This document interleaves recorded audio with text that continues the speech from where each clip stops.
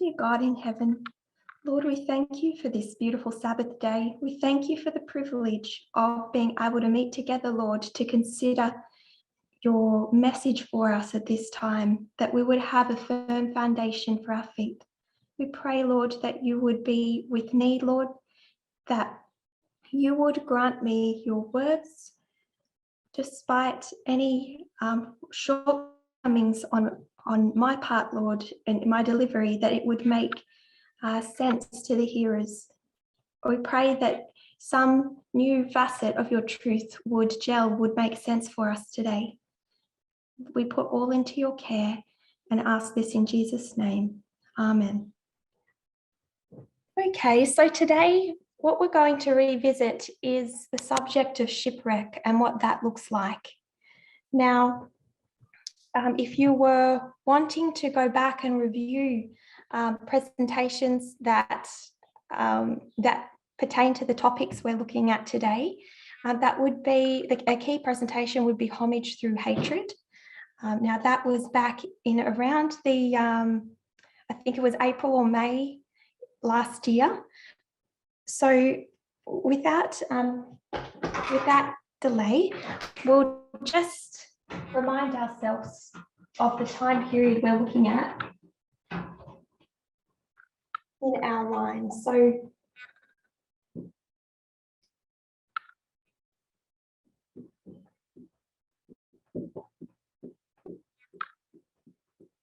shipwreck is the Sunday law. And the Sunday law, for us, we know we have prior histories to compare it to, don't we? So if we're comparing it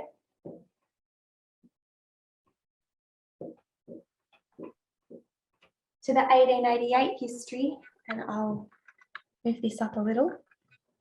We're comparing it to the 1888 history, we know that that is extensively discussed in a great controversy. A key chapter would be liberty of conscience threatened. And this is where we see the Sunday laws and this rising of Adventism to meet that threat. And if we were to go back earlier again, we would go back to 1850, and the 1850s is where we see the Fugitive Slave Act, and again this first attempt at I'm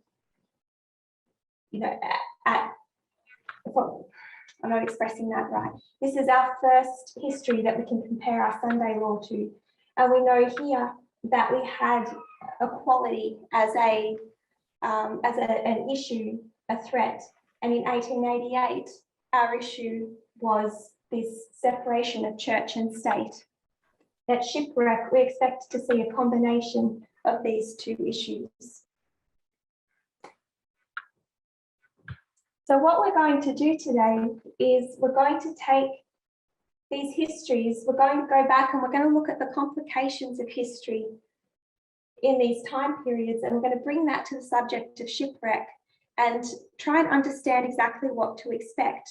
We'll work out whether or not Adventism has a true understanding of what was occurring in this history.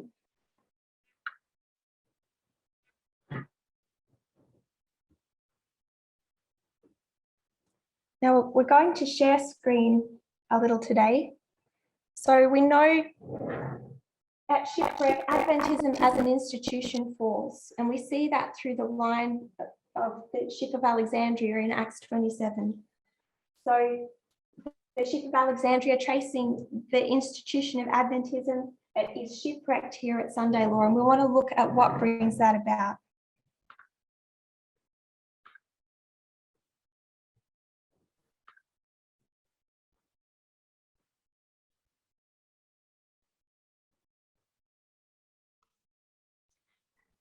Now, today, because we've got so much to work through, what I'm going to ask you to do is, if you have a comment you'd like to make or a question, if you can type H into the chat, that would help. So we won't interrupt the presentation today for comments or questions, but I'll call on you if you've raised your hand in the chat by typing a H representing a hand.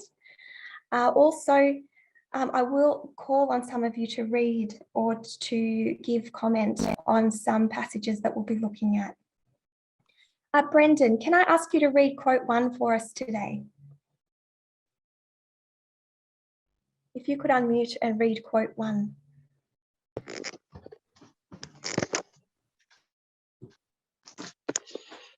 The prediction that it will speak as a dragon and exercise all the power of the first beast plainly foretells the development of the spirit of intolerance and persecution that was manifested by the nations, represented by the dragon and the leopard-like beast. And the statement that the beast with 2 horns causeth the earth and them which dwell therein to worship the first beast indicates that the authority of this nation is to be exercised in enforcing some observance which shall be an act of homage to the papacy. Okay, Brendan. So what do we pull from this paragraph to understand what it means to pay homage to something? What are our key words?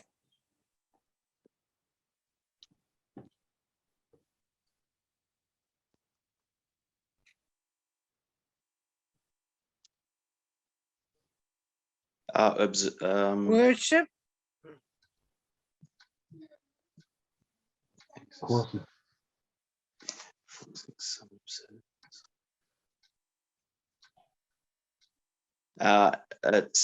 Enforcing an observance. Okay, so to give homage means, and Brendan is pulling out here, it's some observance. So it's this observance. So I'm going to highlight this here for us. Enforcing some observance is, she says, it shall be this act of homage to the papacy. Okay. So whatever is enforced will end up being this act of homage. It's the observance of an act. Now, in 1888, what was that act, Margaret?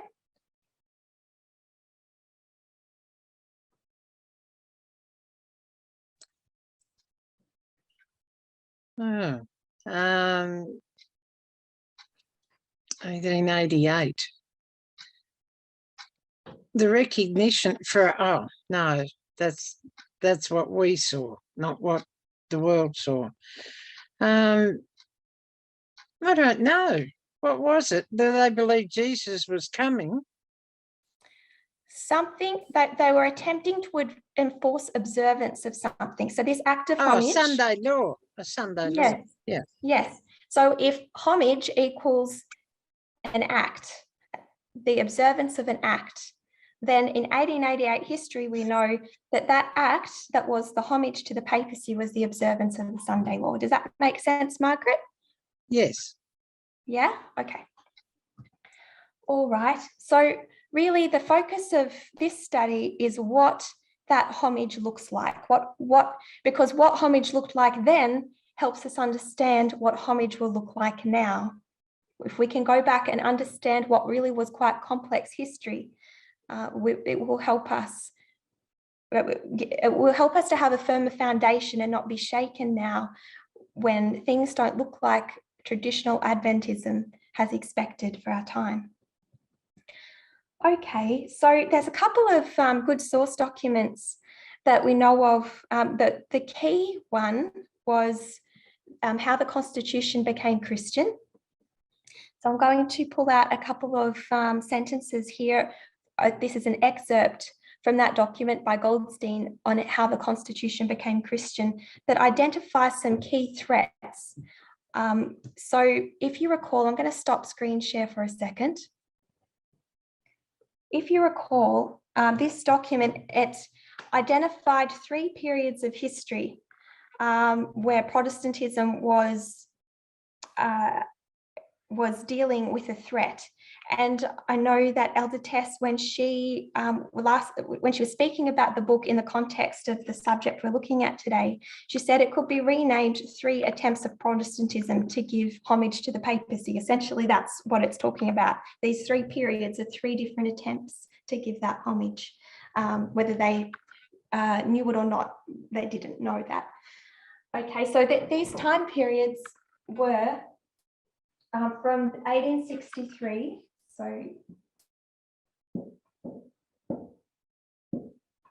to about 1900. So this is time period 1. Time period 2 is the late 1940s.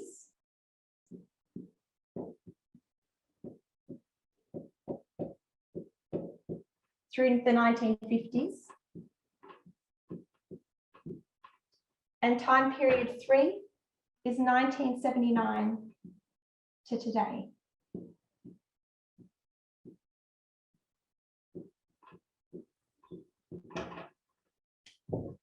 And the quote that the excerpt we're about to look at the moment is relating to this time period here, this first movement attempt at, as we're going to term it, giving homage to the papacy. So back to our screen share.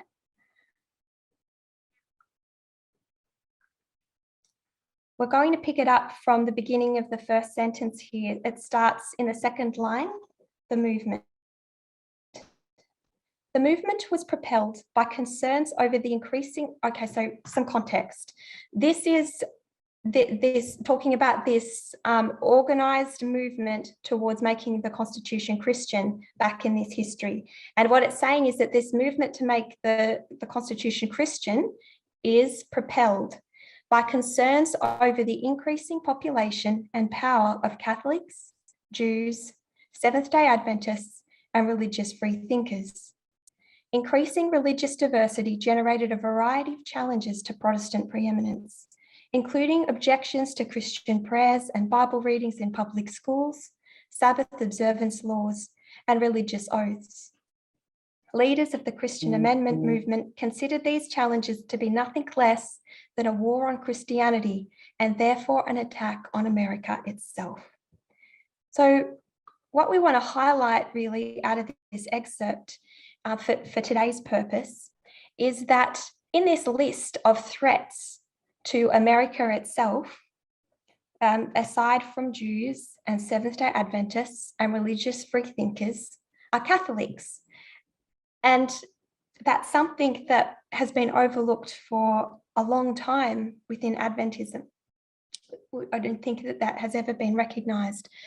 But both Catholics and Seventh-day Adventists were a threat to this Christian America.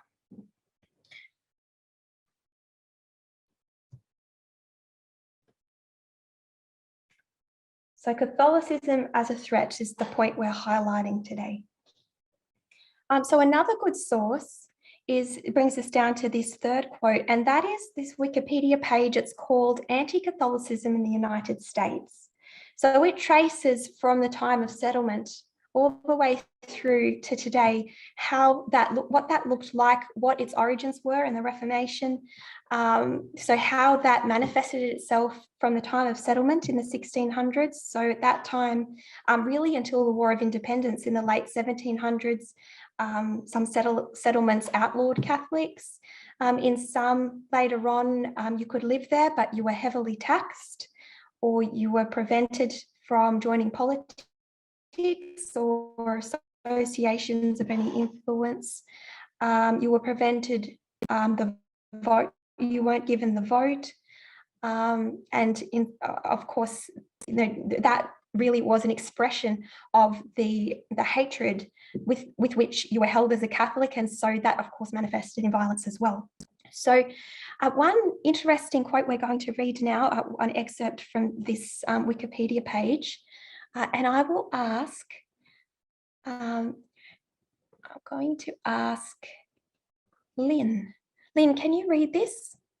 Quote 3. Yep, I can. Historians have studied the motivations for anti-Catholicism. The historian Arthur M. Schlesinger Sr. characterized prejudice against Catholics as the deepest bias in the history of the American people. The historian John Higham described anti-Catholicism as the most luxuriant, tenacious tradition of paranoiac agitation in American history. Paranoiac. Thank you. Okay. Okay, so Lynn, what is this saying about this anti-Catholic sentiment? Yeah, I was just trying to think about that. I guess he's relating it to paranoia, like it's he's saying, I guess by implication, it's suggesting it's unfounded because of bias. So there's bias and paranoia involved. So you could almost say it's a bit of a conspiracy situation, almost, where a lot of misinformation's been spread and they're acting on that against the Catholics. Yeah. And of course, you know, by the time you get to the mid-1800s, this is where this is the height in that time period of anti-Catholic sentiment, and it was due to this huge influx of Irish and German immigrants. So immigration really heightened this level of fear and threat because of these outsiders coming in, bringing these beliefs. And of course, you know, Protestantism steeped in the understanding of Catholicism as, you know, the beast and, you know, the Whore of Babylon. This was received with great fear. So we're going to look at this perception. The best, so if you recall from the presentation, Homage Through Hatred, Elder Tess went through quite a number of photos from this time period, some of them starting quite early, you know, in the Millerite time period, that illustrated this view of Catholics and Catholicism, of the Pope and of Rome in Protestantism in the United States. We're not going to look at all of those. They're the best ones. So when you're reviewing, go back and have a look at what is illustrated there. We're going to look at some different ones today for variety. And I'm wondering if I can call on a few of you to tell us what you see in these. So the first one, this is the first one. Now, Taylor, I know that some of you in Fiji, it mightn't be quite so easy to get to the screen and unmute, but I'll ask a few of you if they're silenced for a little while, we'll move on to somebody else. But Taylor, are you near your Zoom to be able to unmute and tell us what you see in this image?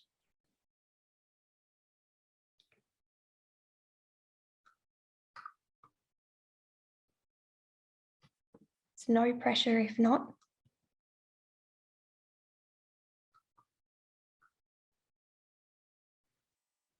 That's okay. Perhaps Ray, could you unmute and tell us what you see in this image? I sure can. So we can see a priest, and he's trying to tell a woman to put her children into the school, and she's obviously pretty hesitant. Looks like he's carrying an excommunication or something. So I've just scrolled down a little so you can read the caption there. I'll see if I can scroll any better for you. But that gives a bit of a clue too. Are you able to go down a little bit more, please? Yeah.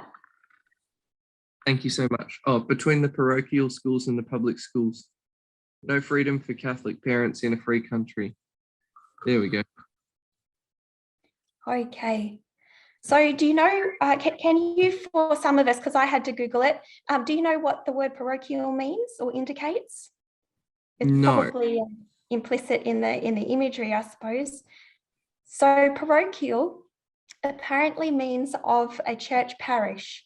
So this priest appears to be telling this family that they have to go to the church school, and this caption's indicating that parents don't have the freedom. They're threatened with excommunication, apparently, in this imagery, unless they put their children in this church school.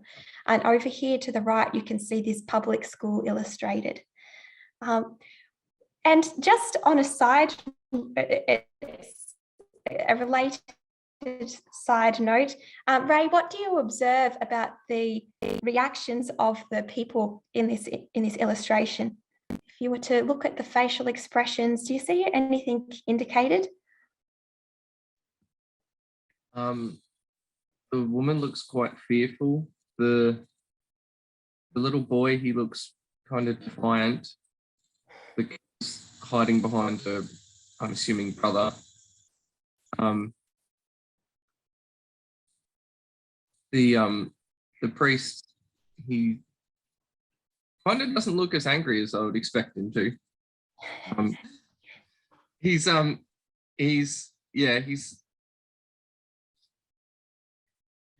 He looks very determined, like, pointing at the school. He's like over them, and they're kind of cowering.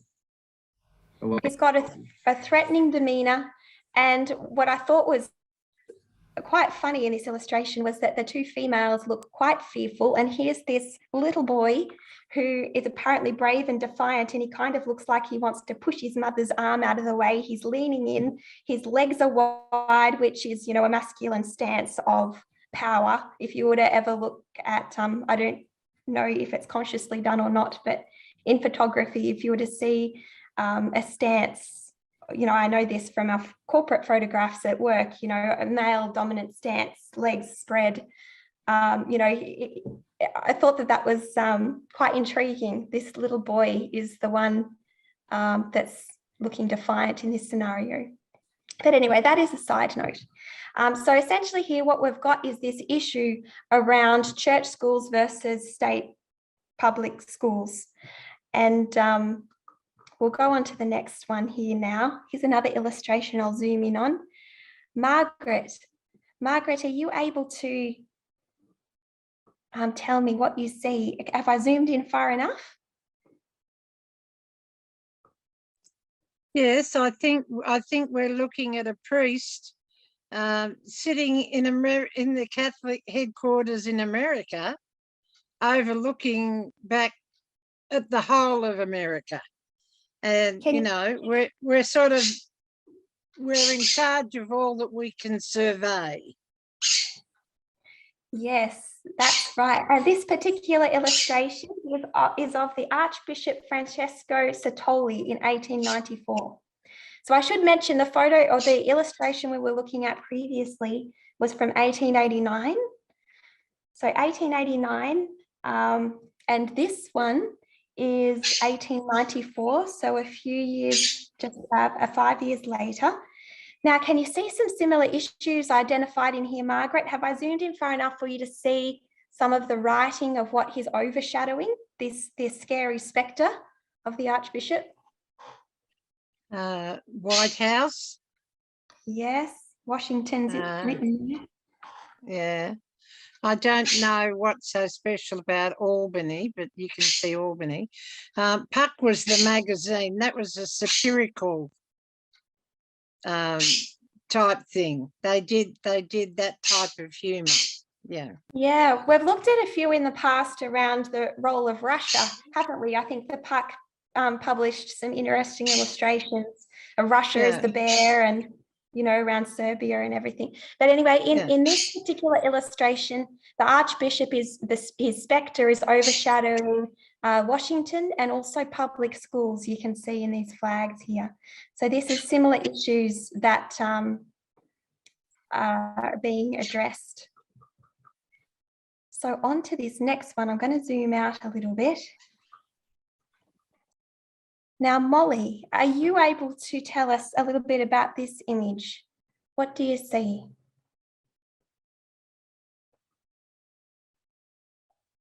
And yes, there you are, Molly. Yeah, we see the head of this octopus is the Roman in the characteristic that he brought with him. And the head is sort of where the crown of the Pope, and everything else is dogma and the characters behind the head. Yeah. So this beast with tentacles, this octopus, many arms, and there's a few labels here: ignorance, corruption, greed, tyranny, superstition, subversion. So below it there is a caption which is intended to explain it. Molly, can you read that for us? Romanism is a monster with arms of satanic power and strength, reaching to the very ends of the earth. The arm of superstition, crushing the American child. That of subversion, crushing the American flag. That of bigotry, crushing the American public school. That of ignorance, crushing the credulous Jew. That of corruption, crushing the law of the land. That of greed, grasping public money. Monies that of tyranny, destroying freedom of conscience, freedom of speech, freedom of the press all over the world. Okay, thank you, Molly. Yeah. Did you have anything further to say on that? It's with all these characters, is really papal power is coming to take over. Yeah, it's this view, this anti-Catholic sentiment is still carried forward because we've moved ahead in time now. That the in Homage Through Hatred, in that presentation, some earlier illustrations were given, but the first one we looked at today was from 1889. We've moved on now to this one, is dated in 1913. So in 1913, this one's actually from a book. It's called The Pope, Chief of White Slavers, High Priest of Intrigue. It's written by Crowley and Fowler. So we'll move on now a few years. This is 1925. 1925, and who can walk us through this one? Okay. Josephine. Josephine, can you tell us what you see in this image?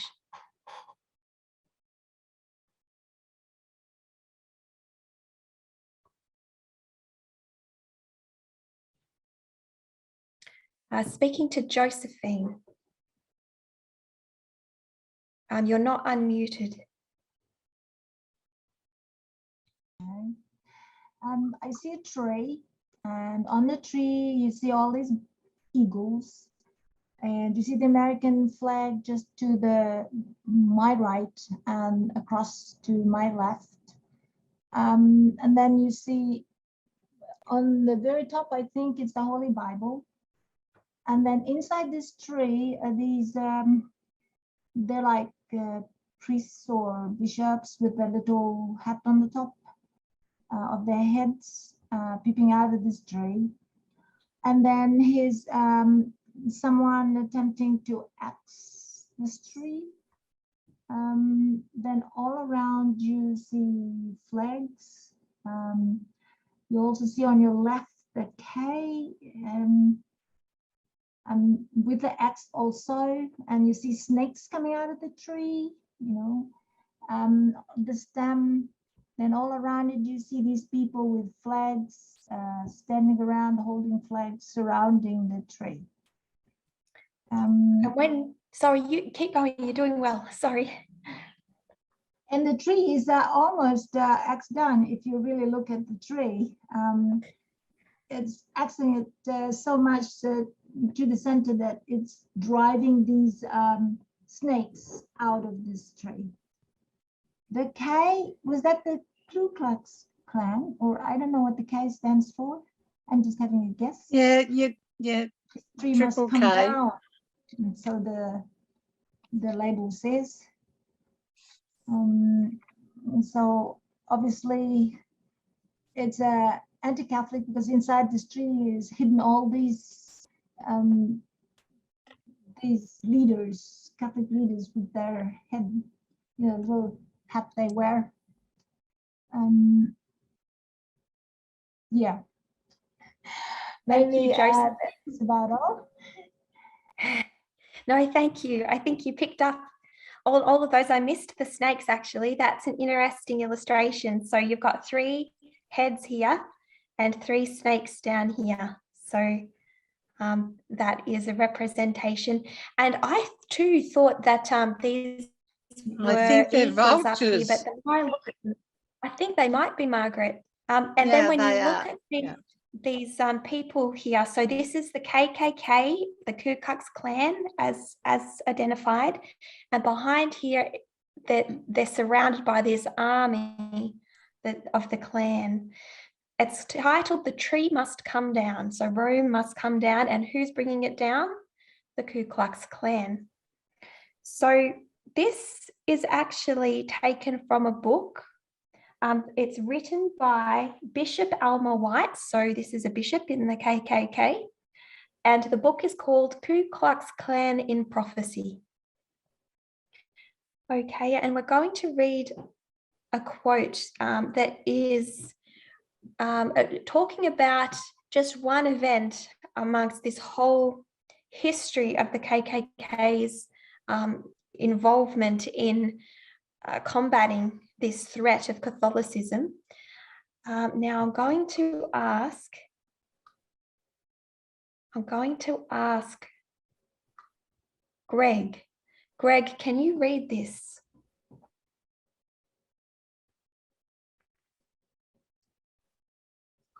Yes, I can. On August 11, 1921, Father James Coyle was fatally shot on his rectory porch in Birmingham, Alabama. The shooter was Reverend E.R. Stevenson, a Southern Methodist Episcopalian minister. The murder occurred just hours after Coyle had performed a wedding between Stevenson's daughter, Ruth, and Pedro Guzman, an American from Puerto Rico. Several months before the wedding, Ruth had engaged her father by converting to Roman Catholicism. Okay, so what was the issue in this story, Greg? He didn't like the conversion to Catholicism. And what is related to that issue? Can you see? Protestantism, protesting against Catholicism. Yeah, no, that's true. I was going to point out that she'd married a Puerto Rican. So this connects with nativism and this issue. If you remember, in the late to mid 1800s, issues was around this Irish and German immigrants, and here we've got this Puerto Rican coming in as well and converting this man's daughter. Also tied up in this story is that Reverend Stevenson, who shot and killed Father James Coyle, he was a member of the Ku Klux Klan, and in his trial where he was acquitted of murder, 4 of the 5 lawyers defending him were also members of the Ku Klux Klan, one of whom went on to be a member of the Supreme Court justice. That they were heavily involved in this history. Okay, so here's another. Okay, John. John, are you able to unmute and tell us what you see here? I'll zoom in.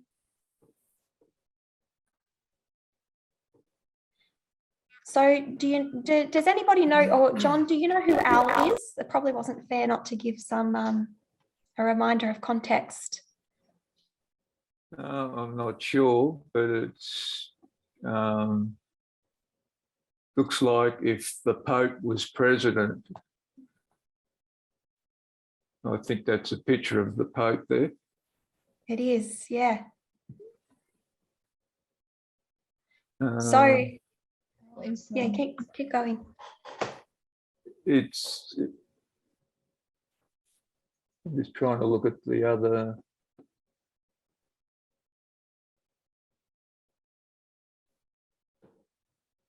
I'm trying to work out what that person's holding. Let's zoom in. I can't read that writing. So it's a beverage, isn't it, by the looks? They've all got little cups in front of them. Okay. And this beverage has a label. Can you read the label now? Nullification. Is it? Nullification. What, Not and sure the man what that's holding it? Oh, okay. That's L. There's Al. So our title up here was If Al Were President. So Al Smith was a presidential candidate at the time. Now this cartoon is from 1927, and Al Smith was running for election in 1928. And he was the first ever Catholic to run. He was the governor of New York. The first Catholic nominee of a major political party, I should say. And they're saying that if he became president, firstly, it would really be who? The Pope. The Pope That would be ruling. And he kind of looks like a servant boy here, doesn't he, in this picture? And all the cabinet look like they're priests or monks or something. Yeah. The whole cabinet would be Catholic. Yeah, that's right. That's a takeover if ever there was one. And I didn't know what nullification meant, so I've gone to Merriam-Webster I'm not sure here. what it means either. So we've got a definition here, John. Could you read it? This is from Webster's, and it's the act of nullifying, the state of being nullified, the action of a state impeding or attempting to prevent the operation and enforcement within its territory of a law of the US. Okay, so essentially, if he became president, the laws of the US would not be, that they would be prevented from operating. So this is political subversion. This is takeover where the Pope would really end up ruling the United States. This puppet president here is going to put a stop to any normal operations of the government. Okay, one of our last ones here, we won't go into it really for time, but essentially this is Pope Louis XIII's head on an octopus again. So another illustration as an octopus. And what I wanted to point out in this one, so this is circulated in the early 1900s, so between 1900 and 1920. And what you see here is this map of the world in Ireland. So this is anti-Irish sentiment because of the Catholic influence out of Ireland. So you see that again. Irish American Catholics pinpointed as a threat. And one of these last images here. Okay. Okay, Marie, can you unmute and tell us what you see here? Okay, so it looks like someone's trying to take the Bible into the public school, and the bishop is saying you can't come into the school. That's right. So this kind of takes us to this ongoing issue about the school system, doesn't it? And Marie, A.T. Jones, where would we put him in this picture? Well, Remember? we would put him right next to the bishop. We would, wouldn't we? He wasn't too happy about the Bible going into the public school system either. He had a bit to say on that. It's quite fairly- ironic, isn't it? Yes, it is a bit ironic, and I think that irony is part of what we're highlighting today too. Okay, now this particular illustration, it came out of this book, Klansmen, Guardians of Liberty. So it's out of a KKK book. And Marie, could you read this quote? Yeah, sure. We are thankful that a white-robed army has arsenal a might host that will put the Bible in the schoolroom and forbid the lecherous hand of popery to interfere with our free institutions. Okay, so this white-robed army of the Ku Klux Klan has arisen, a mighty host that's going to put the Bible in the schoolroom and control this lecherous hand of popery. So this is page 106 of this Guardians of Liberty book, this Klan book. Okay, so this is the one illustration we're going back to from that was shared in the presentation, Homage Through Hatred, because it's such a good one. And so I kind of wanted to end our look at these illustrations on this particular one. So this is, if you'll notice, published in 1870. 1870. And Saini, are you able to unmute and tell us what you see here?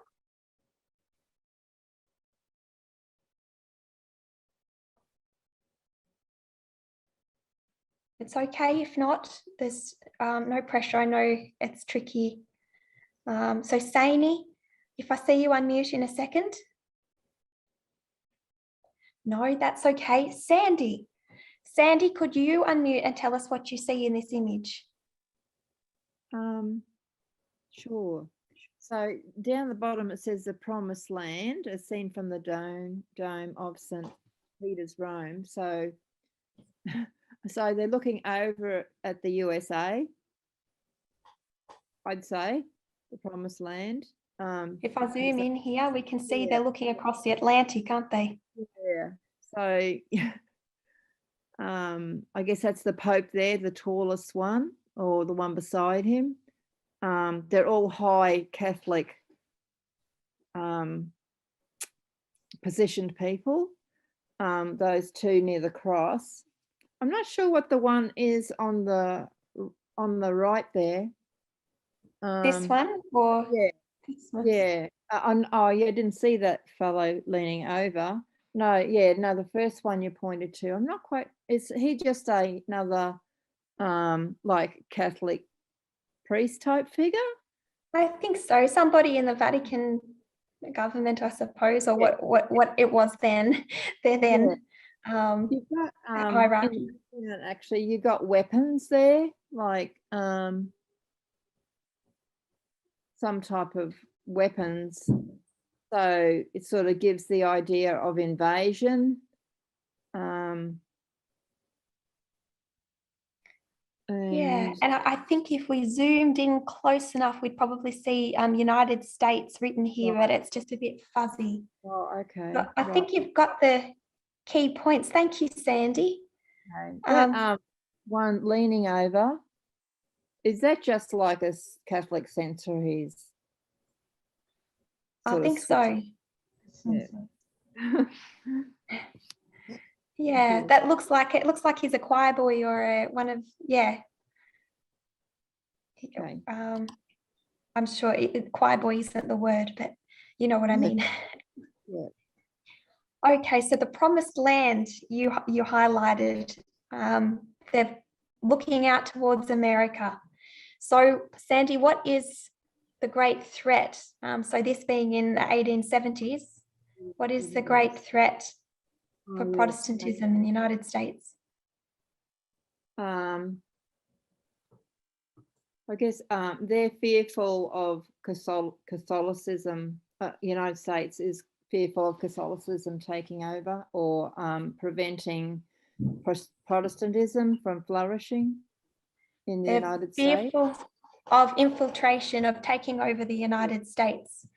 And from what we've seen, there's been that essentially you could easily define them as conspiracy theories, couldn't you? You see them, hidden, like you get one Catholic as president and all of a sudden the Pope is really president and pulling the strings.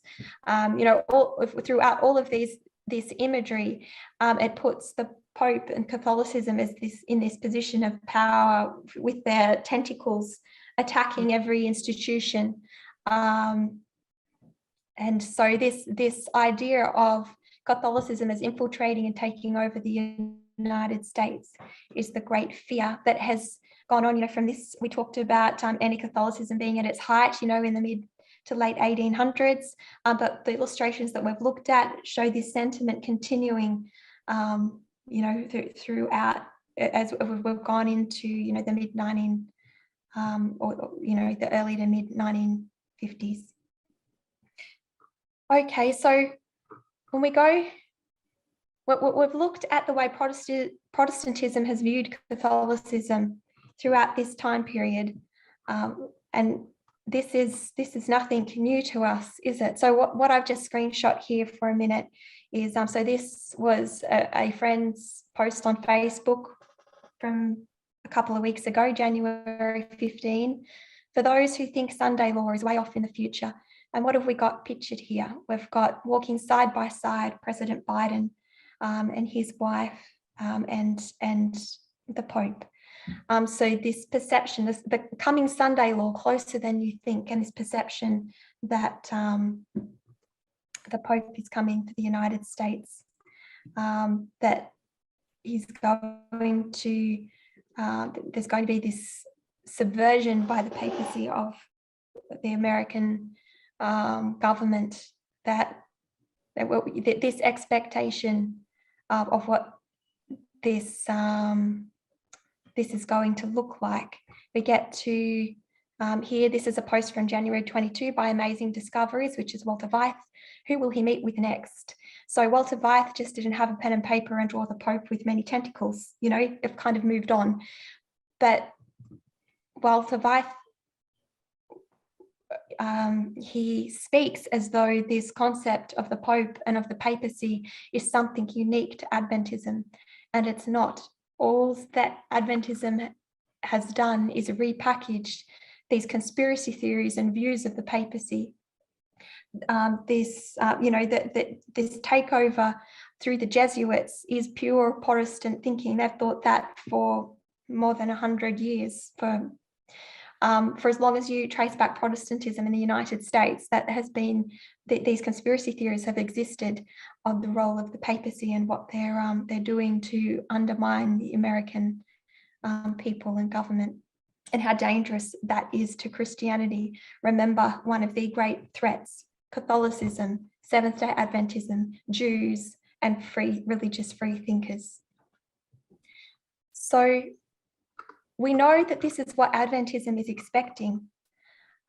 And we know that a way that we have to know what to expect is to go back to past histories. So what we're trying to understand is what Sunday law looks at shipwreck, what brings Adventism undone.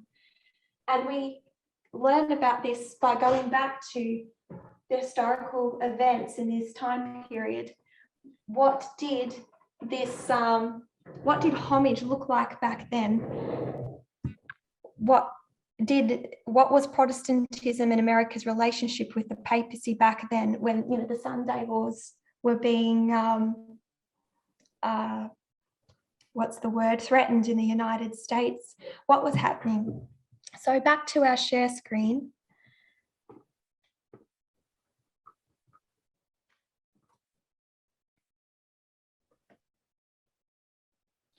Looking at 1888 history. So this quote, this is around the time of the World Fair. So who can read this for us? Luke, can you read this?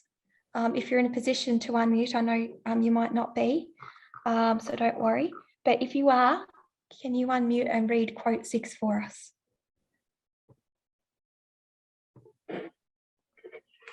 Yeah, I can. Can you hear me? Yes, loud and clear. Okay, good. February 24, 1893, the General Conference of the Seventh-day Adventists adopted certain resolutions appealing to the government and people of the United States from the decision of the Supreme Court declaring this to be a Christian nation, and from the action of Congress in legislating upon the subject of religion and remonstrating against the principle and all the consequences of the same. In March 1893, the International Religious Liberty Association printed these resolutions in a tract entitled Appeal and Remonstrance. On receipt of one of these, the editor of the Catholic Mirror of Baltimore, Maryland, published a series of 4 editorials which appeared in that paper September 2, 9, 16, and 23, 1893. The Catholic Mirror is the official organ of Cardinal Gibbons and the Papacy in the United States. These articles, therefore, although not written by the Cardinal's own hand, appear under his official sanction and are the expression of the Papacy on this subject, are the open challenge of the Papacy to Protestantism and the demand of the Papacy that Protestants shall render to the Papacy an account of why they keep Sunday and also of how they keep it. Okay. So this is a challenge, isn't it? Is this the actions of a friend, Luke?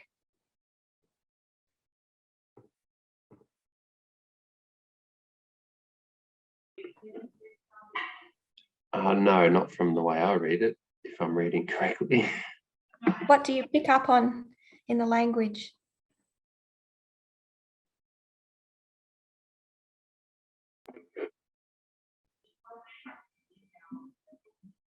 Well, they've challenged, they're an open challenge of the Papacy to Protestantism, and they're making a, the Papacy is demanding that Protestants, worship Sunday, essentially. So what are they demanding? Why they keep Sunday. So they're demanding an explanation, aren't they? Because the Papacy knows the reason, when you break it down, why Protestants keep Sunday. It's, the harlot daughters after the mother.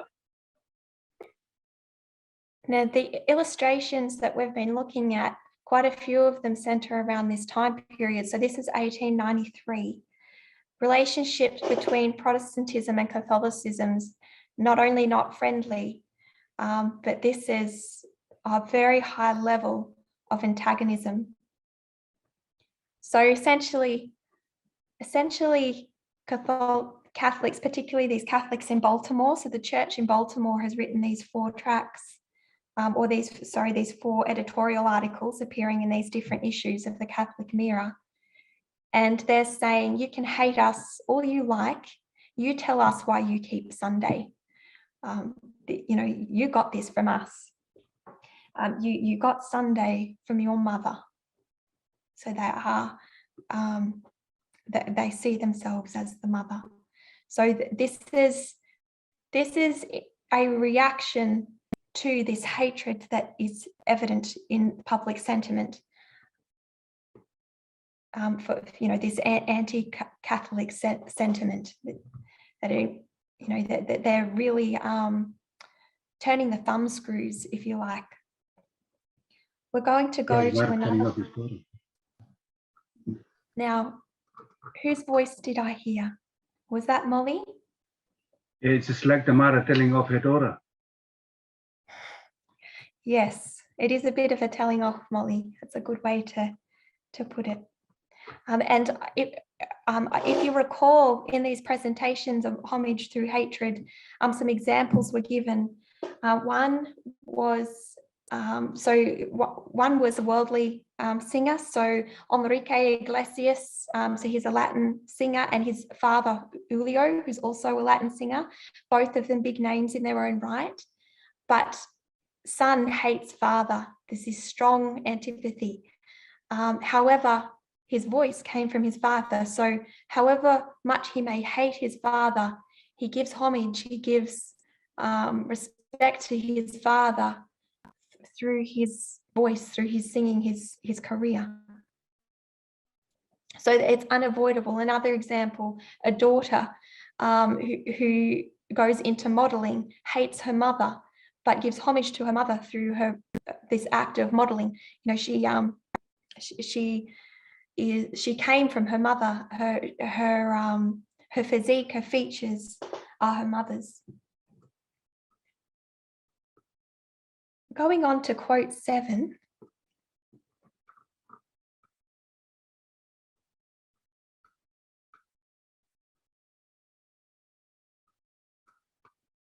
Going on to quote 7. Now, Rusilla, it's kind of unfair to call on you because I know you blessed us with your presentation earlier, but are you in a position to unmute to read this? So this is Rusilla. I'm asking if you're able to unmute and read this for us. I'll give you a minute to get to the computer. Thank you. Romanists declare that the observance of Sunday by the Protestants is an homage they pay, in spite of themselves, to the authority of the Catholic Church. MGR Segal plain talk about the Protestantism of today. Page 213. The enforcement of Sunday keeping on the part of Protestant churches is an enforcement of the worship of the papacy, of the beast. Those who, understanding the claims of the fourth commandment, choose to observe the false instead of the true Sabbath, are thereby paying homage to that power by which alone it is commanded. But in the very act of enforcing a religious duty by secular power, the churches would themselves form an image to the beast. Hence, the enforcement of Sunday keeping in the United States would be an enforcement of the worship of the beast and his image. Thank you. And you can keep going if that's okay. Okay. Only by changing God's law could the papacy exalt itself above. Only by changing God's law could the papacy exalt itself above God. However, should understandingly keep the law as thus changed would be giving supreme honor to that power by which the change was made. Such an act of obedience to papal laws would be a mark of allegiance to the Pope in the place of God. Okay, thank you so much, Rusilla.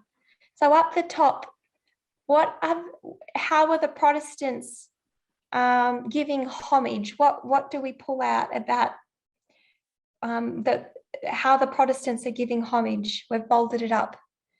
It is in spite of themselves. So in spite of the hatred they have for the Catholic Church, they are giving homage, and they're giving homage by this act.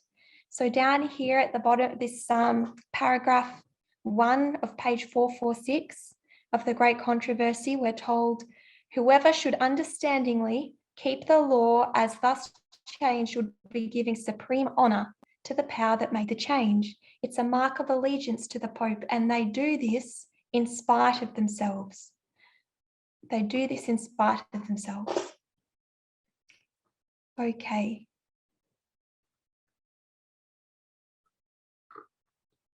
All right, so we're going to move on to the second history discussed in the document how the Constitution became Christian. So what we've been looking at mostly is this period here, 1863 to 1900. We looked at public sentiment that extended into the early 1900s, which really is a continuation of this hatred and distrust of Catholics, these conspiracy theories about how they were coming to the United States to take it over. In this second history, which extends really through the late 1940s all the way through the 1950s, essentially. We're going to read some quotes from the book, The Evangelicals, which covers a lot of this history in the 20th century. It's talking about these the war in the Protestant church between the fundamentalists and the modernists. And this war was perceived that the modernists won, the fundamentalists were humiliated. But really, they were resilient. They hung on through threads of Bible institutes like the Moody Bible Institute. They soon had some prominent leaders like Billy Graham. They had their colleges, conservative colleges, Wheaton College, Bob Jones University. So it was really the likes of Billy Graham started to resurrect fundamentalism, and it took on new life from the 1920s, 30s and 40s leading up to this period where we start to see this second history where Protestantism attempts homage to the papacy. So we're going to read a quote from the book of the Evangelicals from this time period. Catherine, can you read this for us? I'll just move down. I'll move it down a bit so we can see it. Here we go. Catherine, if you could unmute. Thank you. Okay. That the revolution of 1960s would engender a reaction from a traditionalist party seems in hindsight perfectly predictable. Even in the mid-1970s, however, there was little to suggest one from conservative Protestants.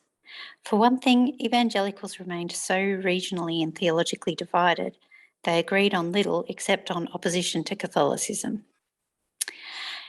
In 1971, the Southern Baptist Convention called on Southern Baptists to work for the liberalisation of state laws to permit abortion, not only in cases such as rape, incest and fetal deformity, but, quote, in the likelihood of damage to the emotional, mental and physical health of the mother. The resolution did not please all Southern Baptists. The great majority favoured such, quote, therapeutic abortions, but a small minority objected that abortion was murder, and another small minority argued that it should be legal in all cases. The divide, however, did not fall along the usual conservative moderate lines, but rather, it seems, along the spectrum of anti-Catholicism. When this middle ground position on abortion changed, it changed abruptly and in tandem with the emergence of the other moral issues. What occasioned it was the demise of the evangelical establishments in the North and the South and the rise of new leaders. Thank you, Catherine. So what is that telling us about this the change that's taking place in this time period? What it's saying to me is that there was some disagreement about the abortion issue, but not the way we see it today. And the way it is today was really changed at the same time as other moral issues were agitating them. So it was related to other moral issues. What was uniting them at the start and at the end? What united them? Oh, well, the opposition to Catholicism was what united them. Yeah. At the beginning. Yeah. At the beginning, and then towards the end, how did we find this divide, this great divide around abortion, these issues of gender? I don't know. I'm just picking up that there was other moral issues that was uniting them, the ones that were against abortion. So I'm not sure what you mean. At the end of paragraph 2, what they're finding is it's that, highlighted. Mhm. You're right. Yep, sorry. Do you want to keep going? Yeah. No, yeah, it's got anti-Catholicism there in that bit you've highlighted as well. So this even this divide in opinion is clustering together those with anti-Catholic sentiment against those that with more liberal views of Catholicism. Is that the way you read it? The way I read it is at the start, that's what it was kind of tied into how much they opposed Catholicism, because Catholics were very much against abortion. So that's how they distinguished themselves as not being Catholic. Then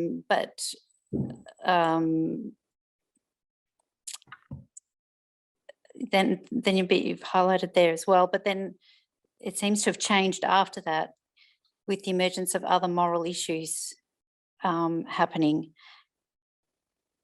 and the demise of evangelical establishments in the North and South and the rise of new leaders. You know, within the Southern Baptists, they did have a change of who was leading the Southern Baptists, and what united them was these other moral issues. They were opposed to various other moral issues that were coming up at around this time of sexual liberation and all of this other stuff. And I think that they just sort of found abortion was going to be an issue which they could sort of use as their signature sort of thing to unite themselves, but wasn't really the main thing. Yeah. No, thank you, Catherine. So as you've pointed out, initially, even though they had differences of opinion on many things, they were united on one key point, and that was an opposition to Catholicism. Then something occurs that forces a great division amongst them, but even that is divided along the lines of anti-Catholic sentiment versus a more open view.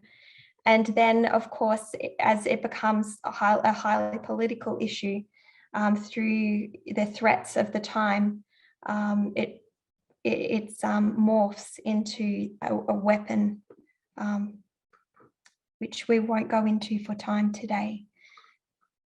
Now, where are we next? Okay, so what I wanted to do, what I just wanted to point out is that, coming back to where we started, we're trying to understand what shipwreck looks like by going back to these histories. And we know in 1850 that the issue here was equality. Equality manifest, the issue tackled at that time was slavery. In 1888, the issue, we often typically called church and state, and I'm going to write CNS here. And we know that what we're expecting at our Sunday law is a combination of these two issues. These are the two matters that are going to bring Adventism unstuck as the institution falls, is shipwrecked. And so we'll write here our issues. Oh, okay. My board work is messy.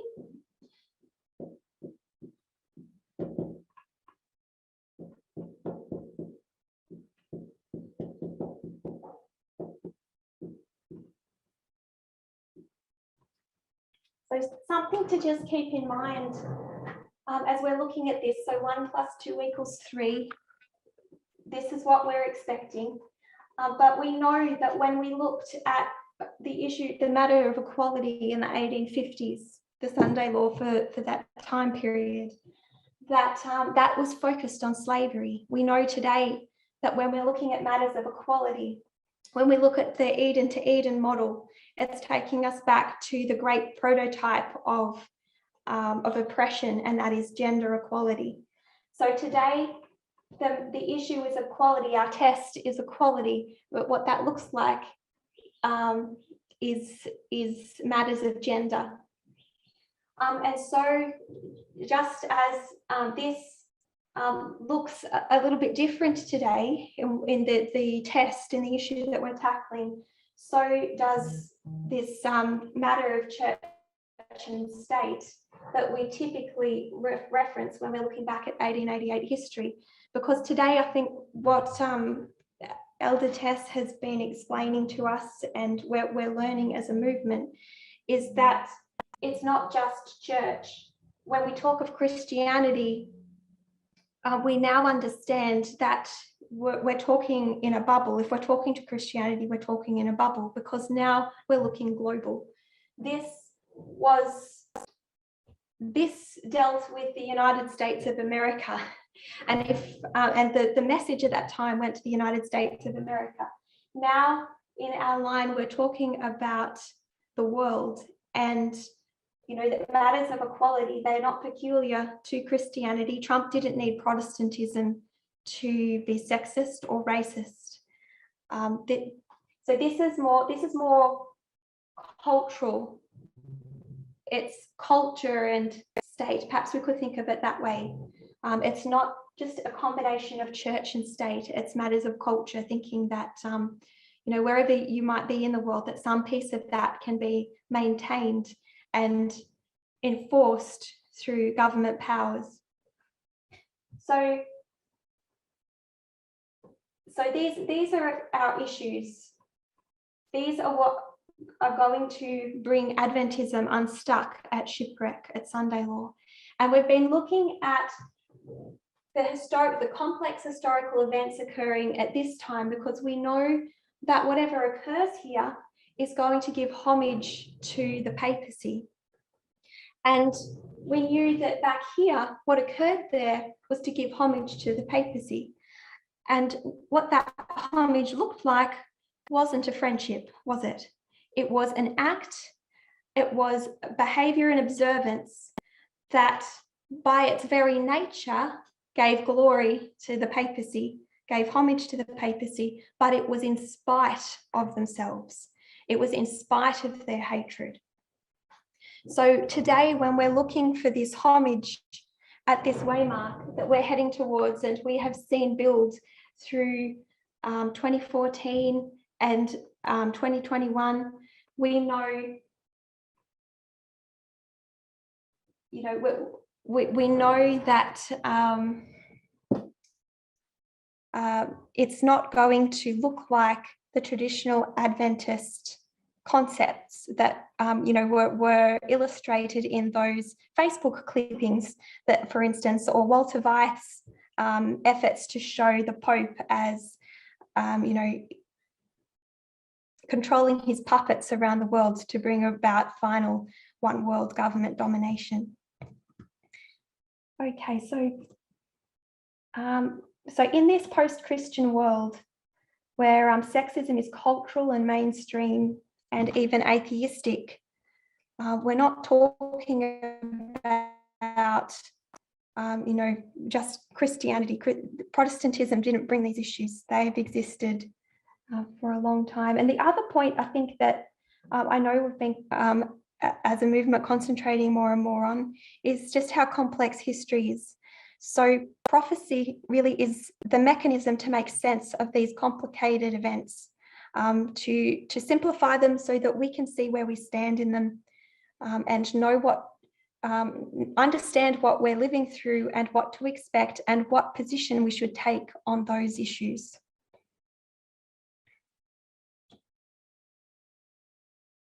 Okay, so we're going to move on now to evangelical sexism. Okay, who can read? Who hasn't read? Quite a few of you.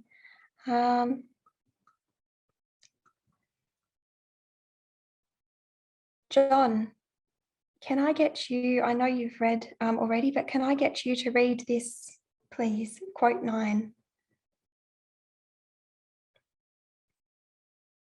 So that's calling John.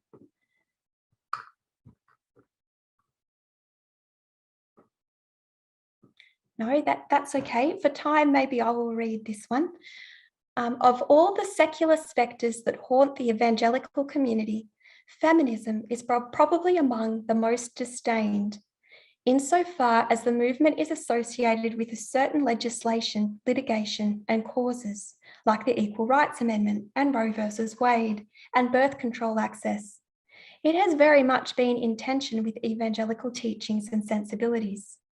There's a lot of concern among evangelical men and women about traditional roles being overturned, said Amy DeRogatis, an associate professor of religion at Michigan State University, in an interview.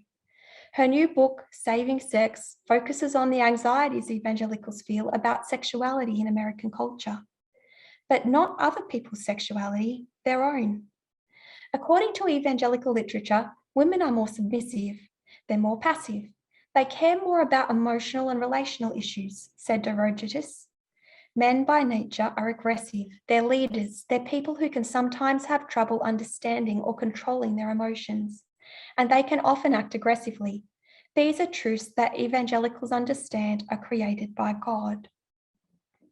So what do we call this stream or view of feminism, Ray? What is this type of feminism? This one's cultural feminism. It is. And what are the key expressions in here that give the clue that it's cultural feminism? So the idea that women are submissive, so like they essentially have inherently gender traits, I think, like sort of specific traits for each gender. I think it was called the feminine essence. Is that what we called it? Yes. So they sort of say they're equal but inherently different. Thank you. Okay, so this is cultural feminism, and this is evangelical feminism. So Protestantism of today, this is their view of women, and as we understand that gender equality, gender being the original oppression from Eden, so preceding matters of race and slavery, this is what is being dismantled today, and this is the great test for our time. This is the evangelical view on this matter, and we know that this is failure. And if Adventism were to subscribe to this, that this would be shipwreck. Excuse me. Okay, so we're going to look at Pope Francis's view on gender matters now. Okay, and going to Patrick. Patrick, are you able to unmute?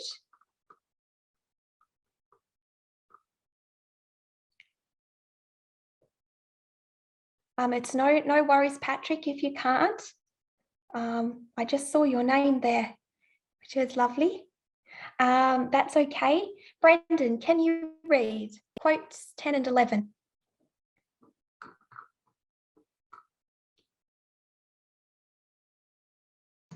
So that's Brendan. Yep. Thank you. When women have the opportunity to fully pass on their gifts to the entire community, the very manner by which society is understood and organised becomes positively transformed by it, managing to better reflect the substantial unity of the human family. This is keep going? Yeah. Yep. This is a society with a strong masculine attitude. It lacks a woman's touch. It is just that man does not bring harmony. It is she who brings that harmony, that teaches us to caress, to love tenderly, and who makes of the world something beautiful. This is the future. This is what was missing. Women come to crown creation. She brings harmony to creation. Okay. So what did you say, Brendan? That's cultural. It is, isn't it? So is Pope Francis in alignment with the evangelical views of Christianity, or which way does the alignment go? So evangelical views of gender, I should say. So evangelicals are perfectly aligned with Pope Francis. They are. Okay, to close, this is our last quote I'm going to read. So this is from the Commonweal magazine. It's a magazine written by and for lay Catholics, and they are themselves commenting on Pope Francis's views on gender. So this is a really good illustration. They're obviously doing some self-analysis here. Quote 12. When Francis helpfully said, "It is necessary to broaden the opportunities for a stronger presence of women in the church," he also added, "I am wary of a solution that can be reduced to a kind of female machismo." So in Italian, machismo in gondola, that is masculinity in a skirt.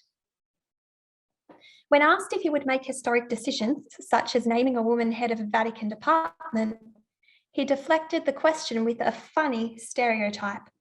Well, pastors often wind up under the authority of their housekeepers. He evidently feels deeply that women are important, and he knows they are undervalued in the church. But when it comes to the point of saying why women are important and what is valuable about women, there is less clarity. The second underlying problem implicit here is that women are not easily defined, and perhaps should not be. Pope Francis is attempting to helpfully talk about the role of women, or the need for women, or the place of women in the church. Why do these efforts meet with such limited success? The reason, as I see it, is that a questionable assumption underlies the whole discussion. Namely, women are somehow a mystery, a problem, an issue. Men, on the other hand, are merely people. We never talk about the role of people in the church. We never say, we need people in the church. That would be ridiculous. Women, on the other hand, are treated essentially as a subspecies that needs to be accounted for somehow. Whether we do that by a glowing reference to their feminine genius, or cudgel our brains concerning why God created them. So I thought that was a really good quote. Essentially, what we're seeing here is that this need to define women and their role in the church is because they are seen as having some inherent feminine essence, as Ray reminded us, this feminine essence, these values that Pope Francis mentioned in these earlier quotes, that they bring a woman's touch, they bring harmony, they caress, they love tenderly. It brings to the world something beautiful, something different apparently than what the masculine can bring. All of this is cultural feminism, and it is this lesser being, and he will as he will continue as he has here to deflect questions about whether or not they can be given a position on the same level as a man, because intellectually he doesn't think that they've got the capacity. And he thought that the stereotype was funny, that, well, pastors can be under the thumb of their housekeepers, because a housekeeper is exactly where a woman should be kept, whether you're evangelical or whether you're Catholic. And when we're looking at this waymark that we are so close to, that we're heading towards, and we wonder where the institution of Adventism, if we were to take our mind back to the ship of Alexandria and where it is on that line, we know that we're already so close. All we have to do is consider the words of Ted Wilson, so recent, of the SDA Church in Ghana and their position, on the persecution, incarceration of homosexuals, whatever it might be. These issues on gender, Adventism is steadily and increasingly so aligning themselves with evangelicals and the papacy. Now we'll close here. What we might do, if you don't mind, is I see Molly has put his hand up. We'll close with prayer, but then we can discuss afterwards. It's just, given it's 12:30, that will allow people to go if they need to. And I know that for our Fijians, that it will be, I think it's an hour later again. So I'm sure that there is some preparations to be made for lunch and so forth. So thank you for participating today. Let's bow our head and close, and then we can discuss.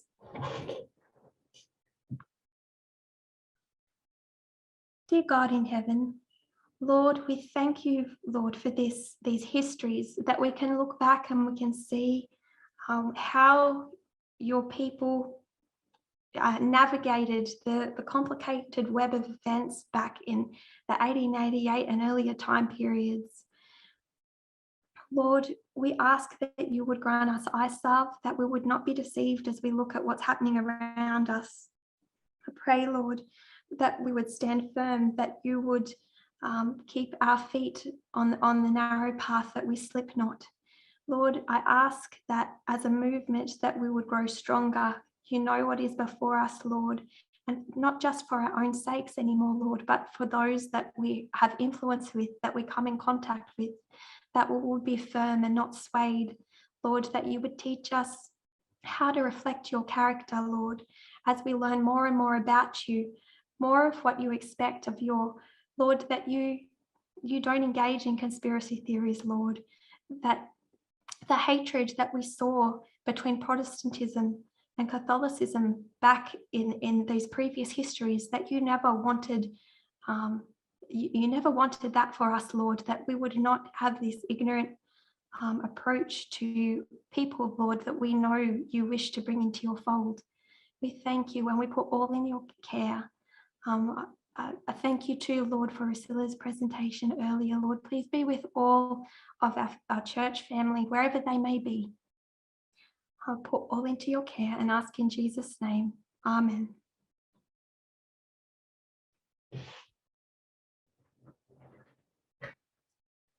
Thank you, Saini. Thank you, everybody. And Apelli and Luke, thank you, everyone. Now, there were some people with their hands up. I thought, and Patrick, no worries, I understand. Okay, Molly and Josephine, you had some thoughts to share. Molly put his hand up first. Did you want to? Yeah, I just wanted to, because I remember when we look at the picture before of the octopus, you know, the Bible said that, you know, a leopard cannot change its color. But I mean, with the papacy, we can see how slowly he manipulates, because his papacy is to crush everything that the Protestantism are doing, to take over the whole, control the whole thing. But we can see how he manipulates from early stage of the government up to a point where they become really a puppet to him. But I mean, what I can see that they are good at using and playing with words. So when it comes to hard questions to do with feminism and women, of their role in the church, they have no much words to say. They sort of try to sway to another side or make funny about it and that. But really, there's nothing, you know, they won't change from what's the purpose of trying to take over America. Just to respond to your point, Molly, I think in those photos, what we're seeing is that in 1888, where was Ellen White, Jones, Butler, Smith, where were they saying that Catholicism was trying to take over the United States? They never did, because they never believed it.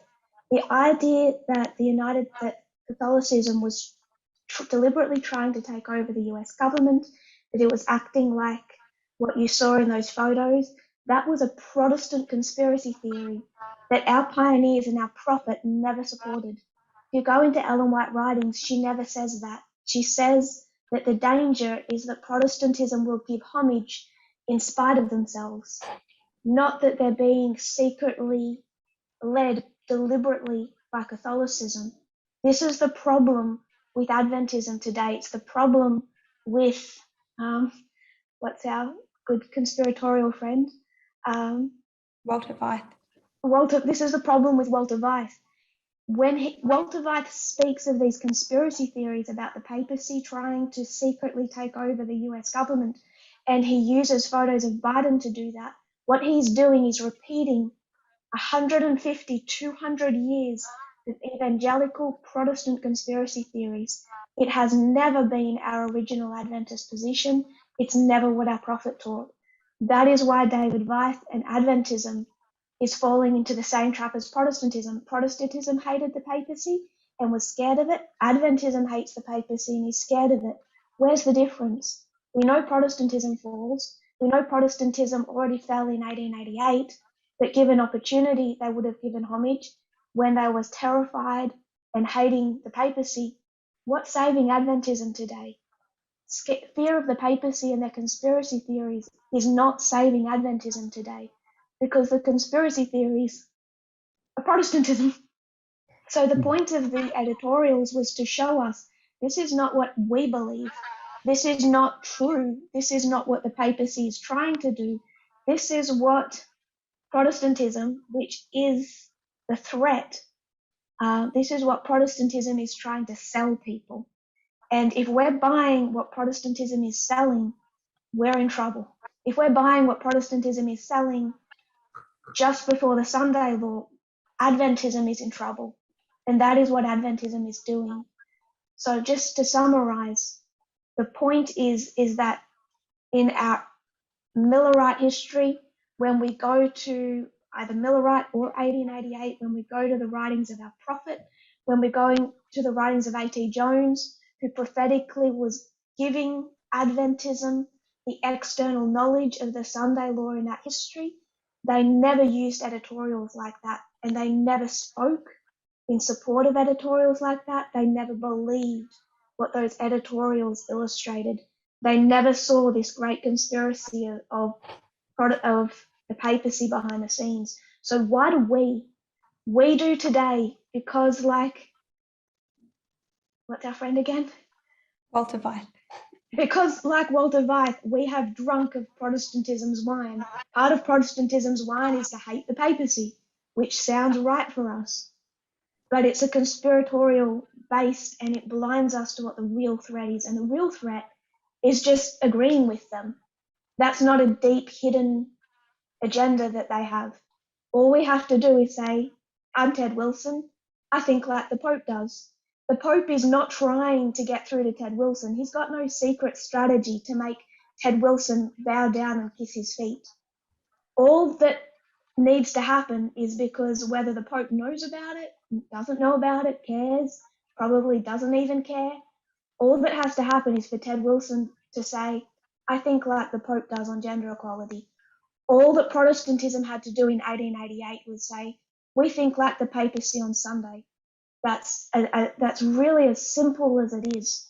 And that's why Protestantism hated the papacy, paid homage anyway. Adventism can fear the papacy, it's already paying homage. Not because of some subterfuge, but just simply because of what they believe. I hope that helps explain those editorials. Yeah, I understand Thank now. you. Now I was just, you know how, you know, he sort of talk nice about women, but at the same time, when he asked hard question about giving them a job, and he sort of no clarity about it. You know, there was this the one I was picking up, like they got something to hide. You know what I mean? They say something else, but then they do something. It didn't relate to any Adventism or the answers. Purely I stayed on a response that the book was given to the question.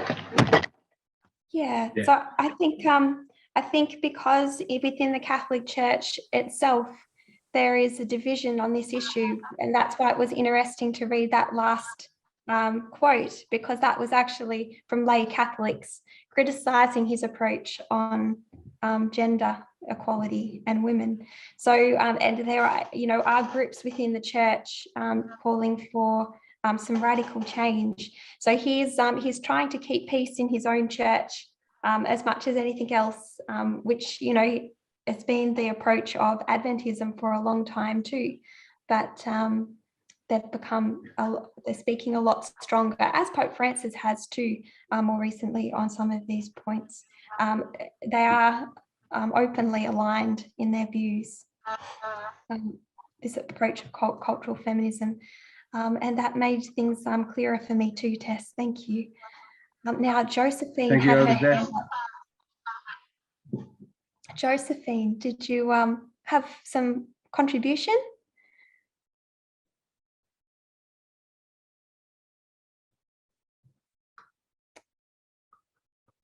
I know some time has passed, Josephine, since I saw your hand go up. I'll just check. Yes, you're still on. Josephine, did you have something you wanted to add? I wanted to ask a question, you know, just, but I think it's answered by Elder Tess. Adventism is swallowing all of these conspiracy theories that the Protestants are selling, and the reason why it is easy for them to swallow because they don't go back into history like you've just done, and showing us the issues then and the stand of, you know, Ellen White, just mentions A.T. Jones, Uriah Smith, all the leaders then. So they don't understand that. I think she answered it better than I'm trying to say it right now. And so they're just swallowing it. And it'll come a time when they will, I mean, not only swallow, but they're verbalizing it now. And it won't take very much for them to, you know, choose that side. President side, fall back totally, overturning, shipwreck. Yeah, we can see shipwreck now, can't we? Because we're now past the waymark where they sight land. So yeah. They're seeing what the ship is going to hit. You know, between Ted Wilson and Garner, it couldn't be clearer. It's very solemn, really. But you can see why we have to unpick and make sure we understand these histories, because, you know, you can't go to a Catholic with some misconceptions about this history and viewing them in this way either. You know, some of them incredibly precious people, and you can see how damaging this view, this distrust, these conspiracies could be. So Elder Terry, you've got your hand up. Very good delivery or deliverance that you gave. Oh, thank you, Josephine. Thank you. I just wanted to make a comment that given that we have visibility of what shipwreck is going to look like, that we've passed that waymark and we can now see, then that should be guiding what studies we should be doing, what our focus should be on. The studies of 2020 and 2021 that have all led up to giving us this, giving us the eye salve to see Sunday law really need to be our focus. So that's just a closing comment for me.